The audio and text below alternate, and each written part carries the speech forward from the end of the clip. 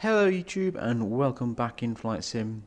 Today we're back in DCS and we're going to look at another little tutorial. So we're going to be looking at Uncontrolled AI. So let's go ahead and jump into the mission editor. So, Uncontrolled AI. I don't know if you've ever seen it, but if you've ever been on the ramp, say here at Anderson, or anywhere in the any other maps, and all of a sudden an aircraft will just spawn in out of the blue, and it just does not look very good. So what we have, or what we can do, is set an aircraft to be an uncontrolled aircraft. Obviously you can do it with any aircraft. So we'll go ahead and plonk it here. And what this does is it will have the aircraft there from the start of the mission, and then we can use triggers to bring the aircraft alive. So as you can see here, we've got late activation. So if we want, that's what would happen if you spawn something in halfway through the mission and then it would just pop up.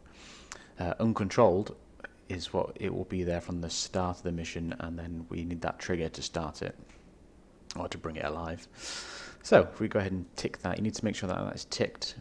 That alone will not make sure the aircraft comes alive.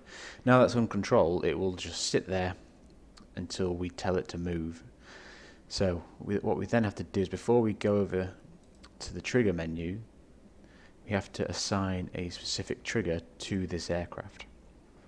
So we can do that by clicking on it and then going over here to triggered actions. Go down to add, perform command, and then we want to scroll down to start.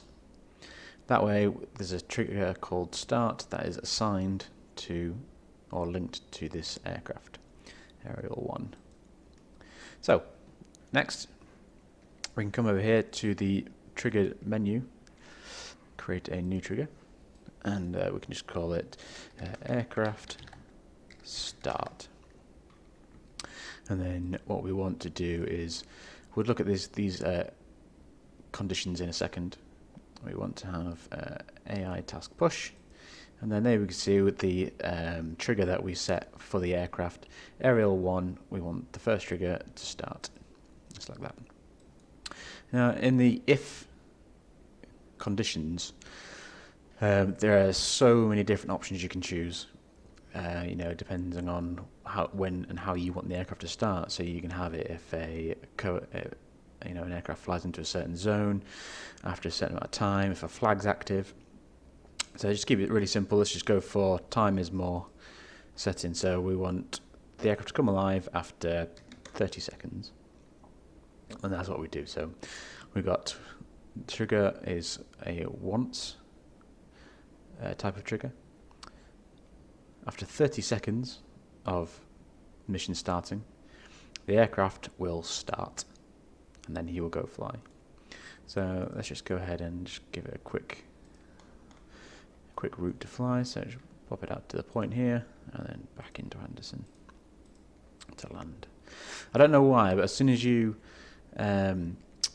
make the aircraft land, the uncontrolled deselects itself. I'm not sure why that is, but it's just something to be aware of.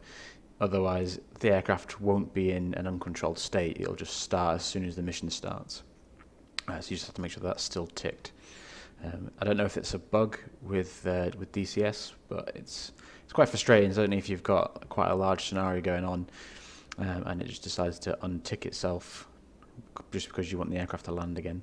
It's strange, but is what it is. So let's go ahead and have a look at it and see what happens.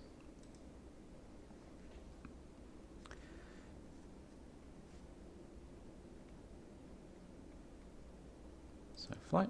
So as you can see, the aircraft is in a cold and dark state, no pilot in it or anything like that. So we just have to wait for 30 seconds to elapse. Then what will happen is the aircraft will come alive, so the pilot will get in, it will start the engines, and the aircraft will then start with its mission that we've set.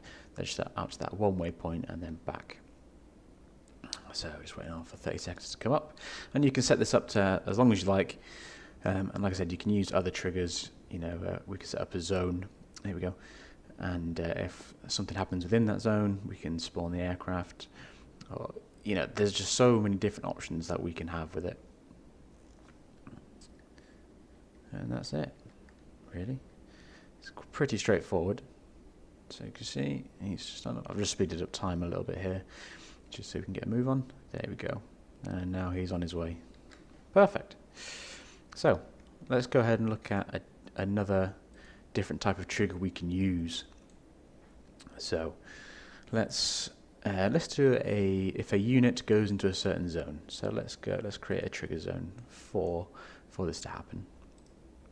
So let's do aircraft. Let's name it aircraft start, shall we? Start. Perfect. And then let's have an aircraft fly into that zone. So let's just, I don't know. Let's have an F-16 fly into that zone. Or fly through it at least anyway. So now we need to go back into the triggers. We can still use the same one, as we're not going to change the aircraft, but instead of having a time more than zone, we can use a unit inside zone. So we want aerial 2, which is the F-16, and once it's inside the aircraft start zone, then again it'll push the aircraft. Let's go ahead and look at that. Going to save it. Okay, flight. So we've got the F-16 over there. As soon as he enters the zone, the aircraft again should come alive. Hopefully it shouldn't take too long.